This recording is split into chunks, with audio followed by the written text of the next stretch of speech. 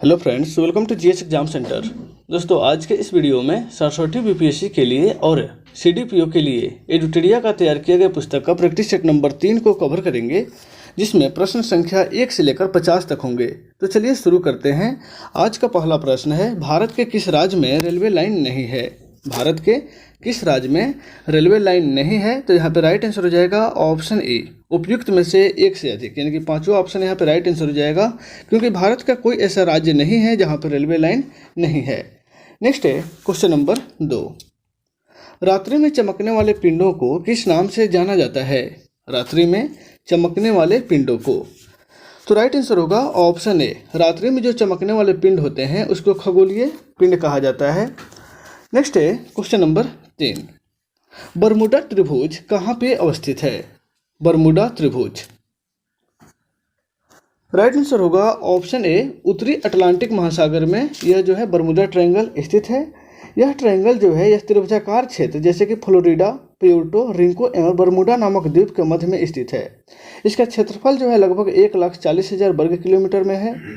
Next है question number 4, विश्व की सबसे ऊंची चोटियां किस प्रकार के पर्वतों में पाई जाती है? विश्व की सबसे ऊंची चोटियां, तो राइट आंसर होगा ऑप्शन बी, नवीन मुर्दार पर्वत। नवीन मुर्दार पर्वत जो है इसमें पाई जाती हैं विश्व की सबसे ऊंची चोटियां, जिसका नाम है माउंट एवरेस्ट। नेक्स्ट है क्वेश्चन नंबर 5, किस वैज्ञानिक ने अपवर्तन चक्र को परिवर्तित किया है?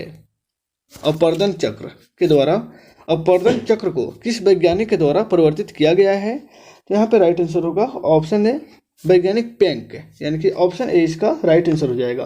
पेंक ने अपवर्तन चक्र को परिवर्तित किया है। नेक्स्ट है क्वेश्चन नंबर 6, गंगा के मैदान की पुरानी कच्छारी मिट्टी क्या कहलाती है? गंगा के मैदान की पुरानी कच्छारी मिट्टी को क्या कहते हैं? तो राइट आंसर होगा ऑप्शन बी, कच्छारी पुरानी मिट्टी जो होती है उसको बांगर मिट्टी कहा जाता है। नेक्स्ट है क्वेश्चन नंबर 7, भारत का सबसे बड़ा हिमनद कौन सा है? भारत का सबसे बड़ा हिमनद कौन सा है? तो राइट आंसर होगा ऑप्शन सी, गंगोत्री। गंगोत्री जो है वो भारत की सबसे बड़ी हिमनद है। यह लगभग 30 किलोमीटर लंबी एवं 2 से 4 किलोमीटर चौड़ी है, जहां से गंगा नदी जो है निकलती है। नेक्स्ट है क्वेश्चन नंबर 8, रबड़ के उत्पादन में अग्रणी राज्य कौन सा है? रबड़ के उत्पादन में अग्रणी राज्य कौन सा है? तो राइट आंसर होगा ऑप्शन बी, केरल जो है, केरल में जो है रबड़ का उत्पादन सबसे अधिक होता है। यहाँ पे रबड़ के उत्पादन के कारण है उष्ण आर्द्र जलवायु। नेक्स्ट है क्वेश्चन नंबर 9, दुनिया का पहला 100% जैविक राज्य कौन सा बना है? 100% जैविक का प्रयोग करने वाला राज्य कौन है? तो यहाँ पर राइट आंसर हो जाएगा ऑप्शन सी, सिक्किम। सिक्किम जो भारत का ही स्टेट है, यह दुनिया में पहला राज्य बना है जो 100% जैविक उर्वरक का प्रयोग करता है। नेक्स्ट है क्वेश्चन नंबर 10, नार्वेस्टर की उत्पत्ति कहाँ होती है जिसका सबसे अधिक असर पूर्वी बिहार में पड़ता है? नार्वेस्टर, इसकी उत्पत्ति जो है कहाँ पे होती है? तो राइट आंसर होगा ऑप्शन सी, नार्वेस्टर या चक्रवातीय तूफान, जिसका उद्भव जो है यानी कि उत्थान जो है वह बंगाल की खाड़ी में होती है, जिसकी सबसे ज़्यादा अधिक असर पूर्वी बिहार में झेलना पड़ता है।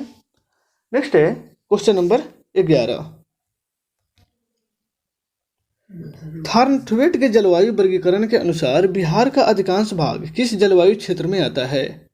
थॉर्नथवेट के जलवायु वर्गीकरण के अनुसार बिहार का अधिकांश भाग जो है CA.W में आता है, यानी कि ऑप्शन ए इसका राइट आंसर हो जाएगा।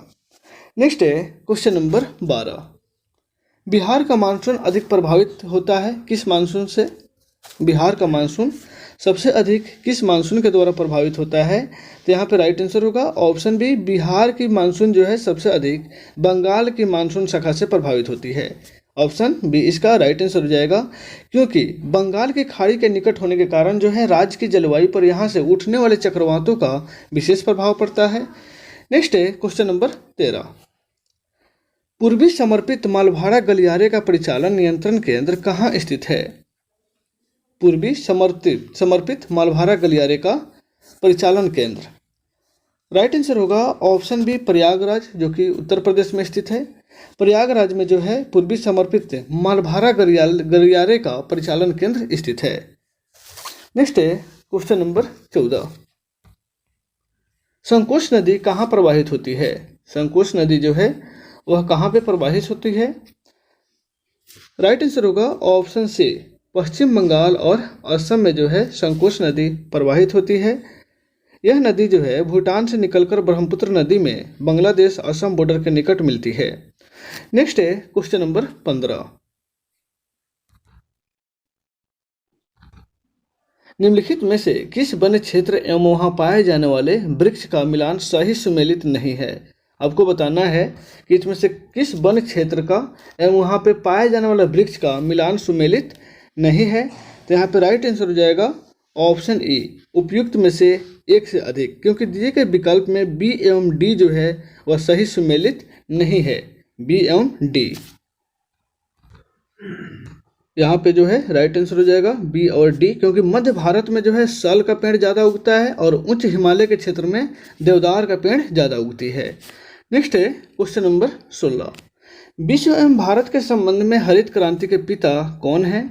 विश्व एवं भारत के संबंध में हरित क्रांति का पिता, तो यहाँ पे राइट आंसर हो जाएगा ऑप्शन बी, अर्नेस्ट बोरलॉन्ग और एम.एस. स्वामीनाथन जो हैं, अर्नेस्ट बोरलॉन्ग और एम.एस. स्वामीनाथन। क्योंकि यहाँ पे भारत के संबंध में हरित क्रांति के पिता कौन है? तो पहले विश्व है, तो विश्व के संबंध में अर्नेस्ट बोरलॉन्ग है और भारत के संबंध में एम.एस. स्वामीनाथन है। इस प्रकार से ऑप्शन बी इसका राइट आंसर हो जाएगा।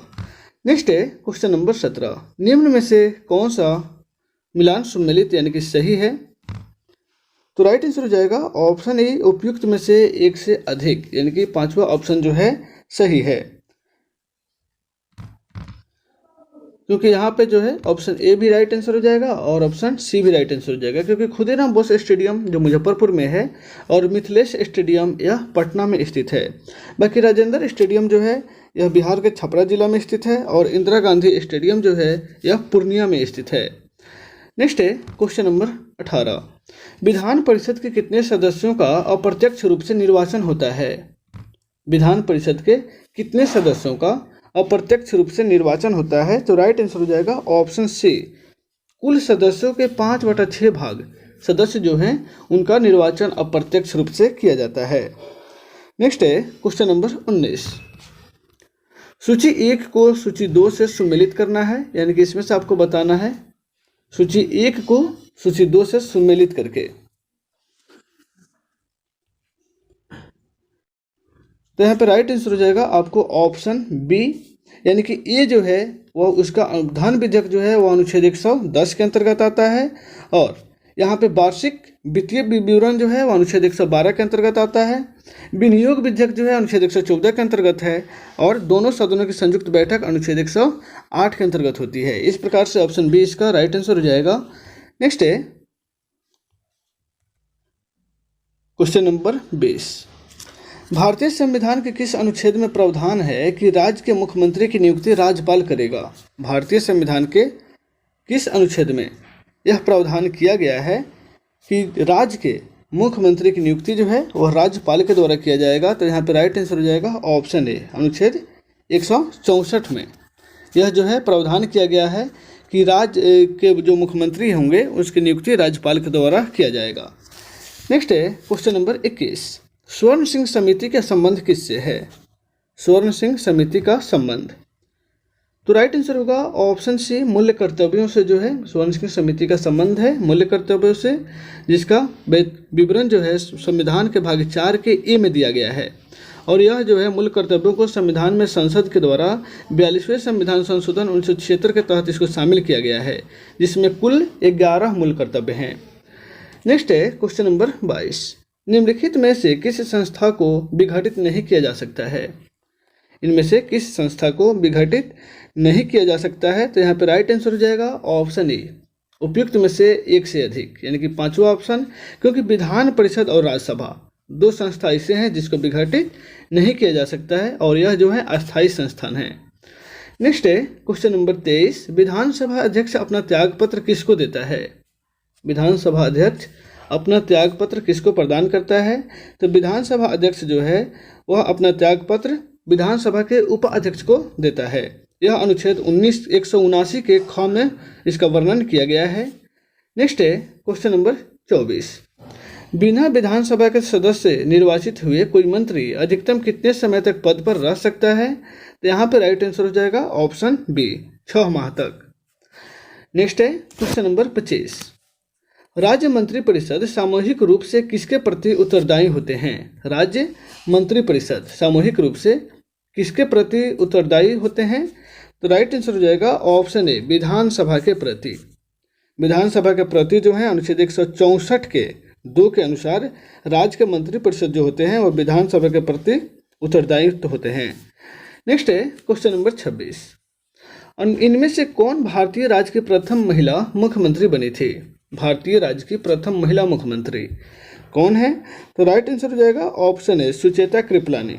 सुचेता कृपलानी जो हैं वह उत्तर प्रदेश के महिला मुख्यमंत्री बनी हुई थी। वह भी पहली महिला थी जिन्होंने पूरे देश में किसी राज्य की पहली मुख्यमंत्री के रूप में शपथ लिया था, जिनका कार्यकाल जो है 1963 से 1967 तक रहा था। नेक्स्ट है क्वेश्चन नंबर 27। पुंछी आयोग की रिपोर्ट किससे संबंधित है? पुंछी आयोग का रिपोर्ट। तो राइट आंसर हो जाएगा ऑप्शन ए, केंद्र राज्य के संबंध में, यानी कि पुंछी आयोग जो है वह केंद्र राज्य के संबंध में इसका रिपोर्ट संबंधित है। यह अप्रैल 2010 में यह रिपोर्ट आई हुई थी।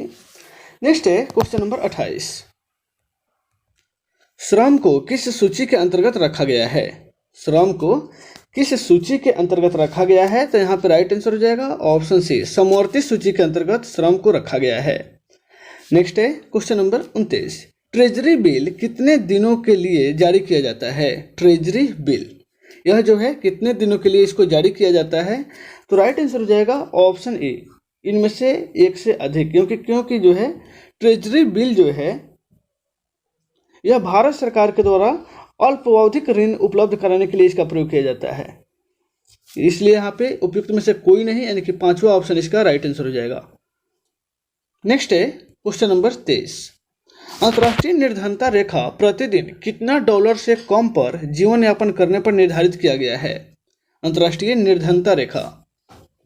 तो राइट आंसर हो जाएगा ऑप्शन सी, यानी कि प्रतिदिन यदि कोई व्यक्ति के पास 1.9 डॉलर यानी कि लगभग 2 डॉलर या 1.9 डॉलर जो है प्रतिदिन उसके पास इनकम है, तो वह जो है अंतर्राष्ट्रीय निर्धनता रेखा के नीचे है।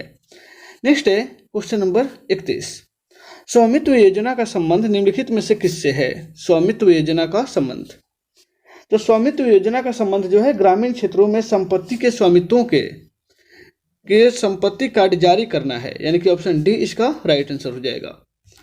नेक्स्ट है क्वेश्चन नंबर 32।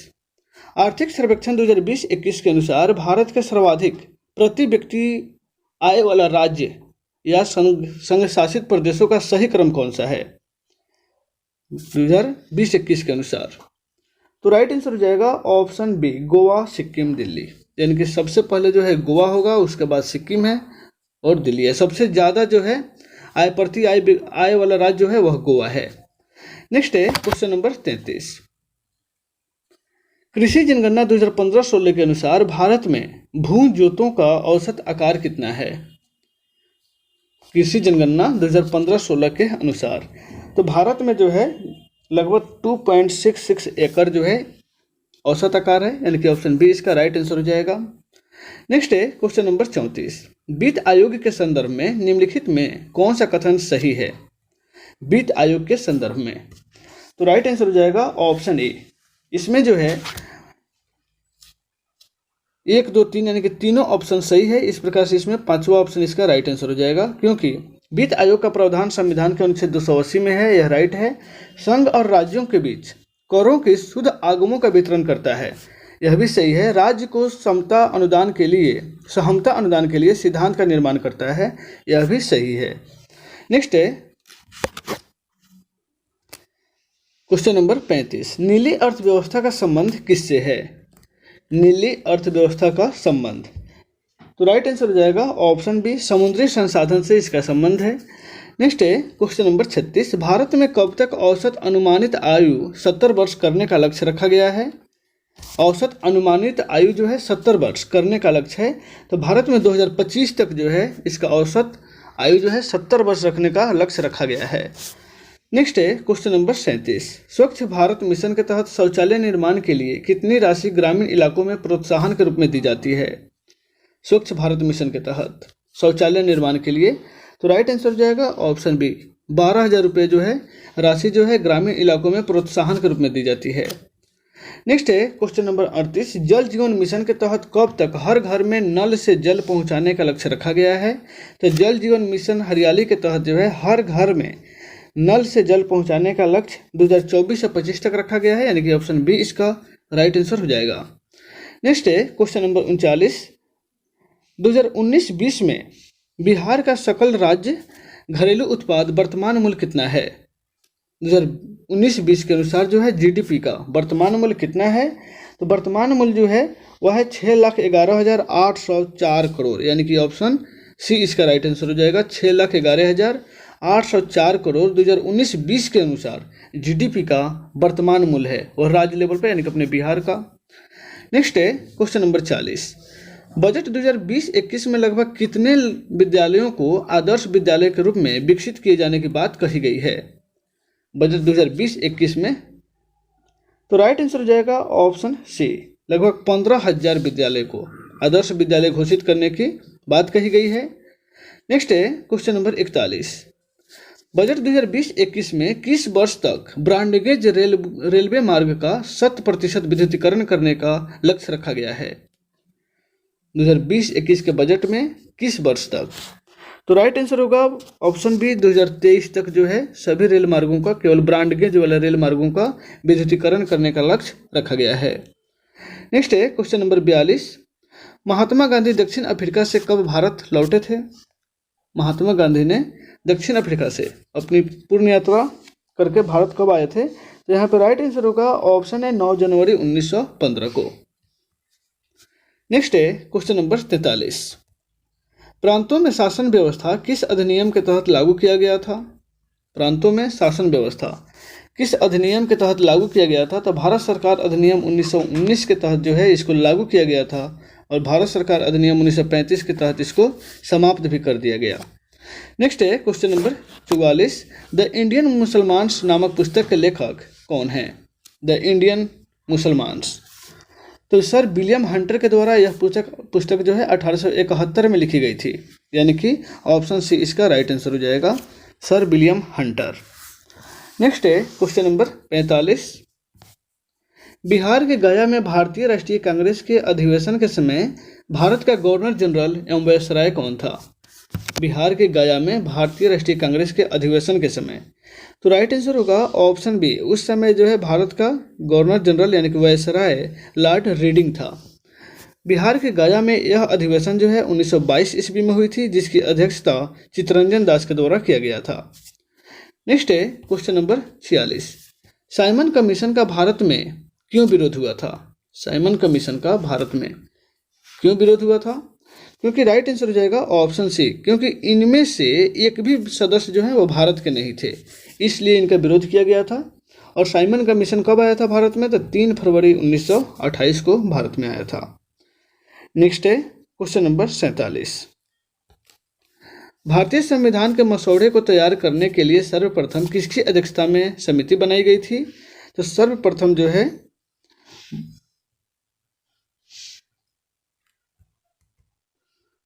मोतीलाल नेहरू की अध्यक्षता में, यानी कि ऑप्शन डी इसका राइट आंसर हो जाएगा। मोतीलाल नेहरू की अध्यक्षता में भारतीय संविधान के मसौदे को तैयार करने के लिए एक 8 सदस्यों वाली समिति बनाई गई थी।